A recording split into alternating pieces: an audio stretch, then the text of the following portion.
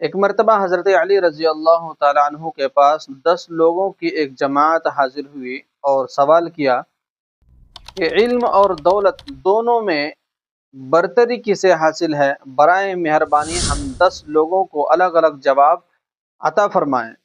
تو حضرت علی رضی اللہ تعالیٰ عنہ نے جواب ارشاد فرمایا، نمبر 1، دولت فرعون کا ورثہ ہے اور علم انبیاء کا عطیہ ہے۔ نمبر 2، دولت کی حفاظت تم کرتے ہو جبکہ تمہاری حفاظت علم کرتا ہے۔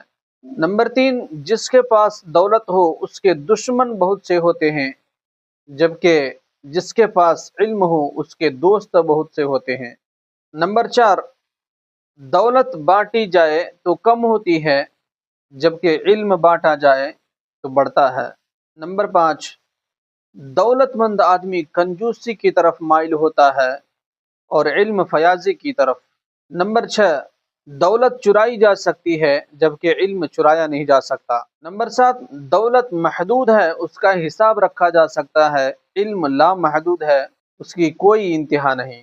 نمبر 8، دولت وقت کے ساتھ گھٹتی رہتی ہے، علم کبھی نہیں گھٹتا۔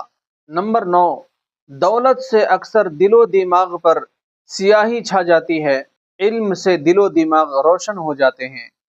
نمبر 10، وقت نے فرعون اور نمرود جیسے خدائی دعویٰ کرنے والے پیدا کیے اور علم نے انسان کو خدا سے ملایا۔